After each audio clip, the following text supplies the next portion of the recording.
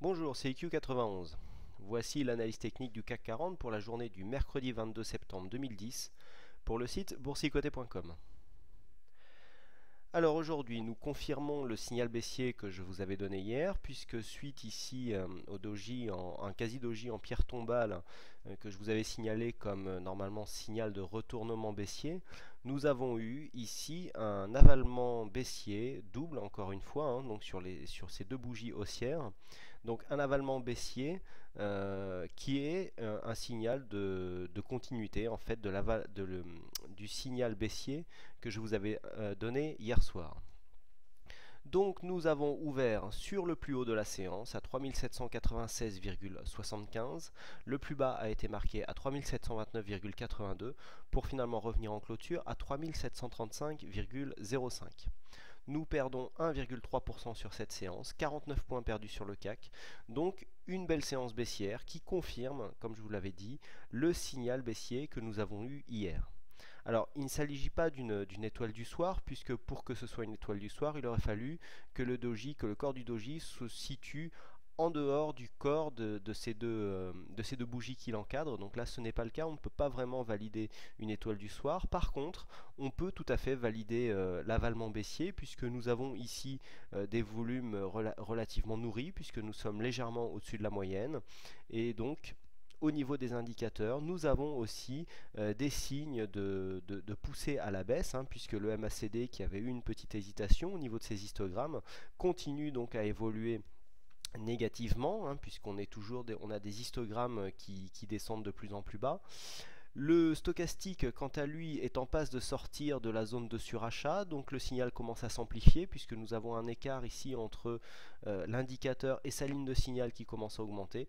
Le RSI, quant à lui, n'était pas rentré dans sa zone de surachat mais commence à redescendre en zone neutre. Donc on a bien des indicateurs qui descendent sous l'influence de cette bougie baissière.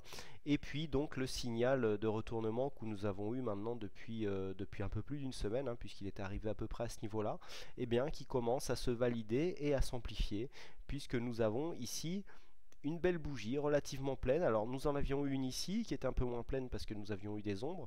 Ici une toute petite ombre basse, donc vraiment un signe de puissance sur cette séance. Donc il faudra confirmer. Je vous rappelle que donc la confirmation de consolidation se fera dès lors que nous aurons franchi ici la zone des 3700 points en clôture. Et puis pour ceux qui veulent ici avoir des retracements de Fibonacci, nous pouvons tracer maintenant sur le plus bas et sur le plus haut de la tendance. Voilà, nous sommes ici sur les 23,6 pile poil juste avant la clôture. Donc comme je vous l'avais dit lors de la première tentative, les 23,6 tant qu'ils ne sont pas dépassés, on ne peut pas valider une consolidation puisque c'est le premier retracement de Fibonacci et que donc là on voit bien que le plus bas est venu se loger juste sur le retracement. Donc encore une fois on peut vérifier l'excellence de cet indicateur puisque le retracement ici est venu stopper la baisse sur son plus bas. Donc pour valider un début de consolidation, on attend ici une cassure des 3732 points. Là on y est passé juste en dessous en cours de séance mais on est vite remonté.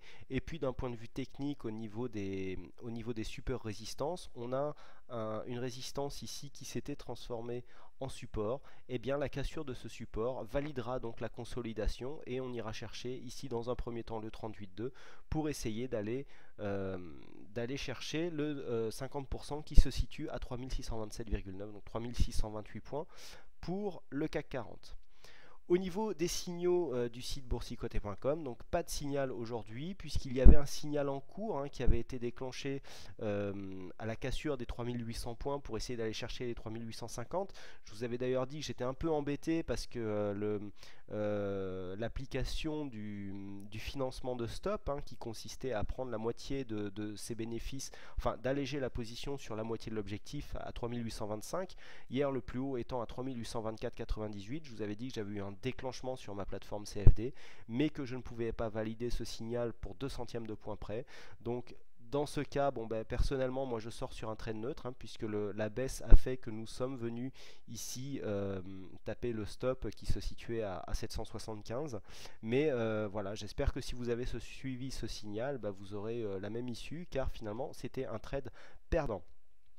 Par contre, en regardant le Forex, nous nous apercevons que hier, après coup, donc après que j'ai fait l'analyse, donc sous l'impulsion du compte-rendu de la Fed, nous avons ici cassé les 1,3160. Donc je vous rappelle que les signaux sont valables 24 heures quand je donne les signaux sur l'analyse euro-dollar.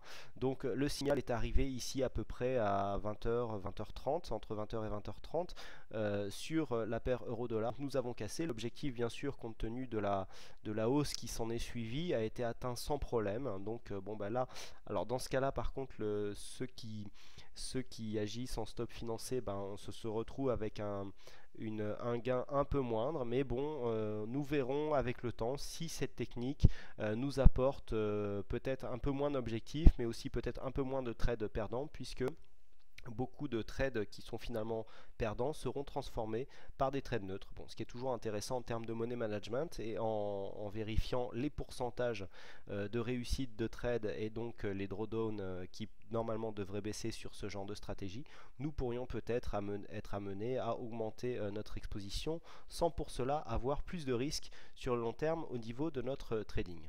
Voilà donc ce que l'on peut dire au niveau de l'analyse technique du jour. Donc je vous rappelle les points clés à surveiller pour demain.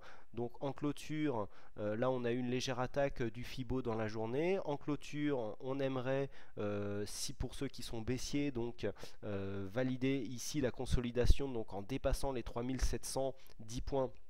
On est à 3708 là sur la résistance devenue support. Donc on essaiera de valider en cassant les 3708, donc 3700 points, on se prend toujours une petite marge. Et puis pour aller chercher dans un premier temps le 38.2, donc 36,74, qui sera certainement l'objectif de demain. Bon, pour les haussiers, on a toujours ici la zone des 3780 points. On le voit bien intraday, c'est une résistance, puisque maintenant il faudra la passer à la hausse. C'est une résistance qui donne pas mal de fil à retordre aux acheteurs. Donc si on repassait les 3780 à l'assaut des 3008, nous pourrions essayer ici d'aller attaquer cette résistance baissière moyen terme que je vous avais indiqué hier, qui nous ferait basculer, nous ferait changer de tendance certainement pour une vision plus long terme, au moins moyen terme. Voilà ce que l'on peut dire donc sur cette séance. Merci à toutes et à tous pour votre fidélité, pour votre écoute concernant le site boursicoté.com, pour votre participation aussi. L'audience du site ne cesse de grandir, le nombre de membres ne cesse de grossir. Merci à vous pour l'intérêt que vous portez à ce site. Il ne me reste plus qu'à vous souhaiter à toutes et à tous une bonne soirée, bonne chance dans votre aide. Et puis sinon, je vous dis à demain pour une prochaine analyse. Bonsoir.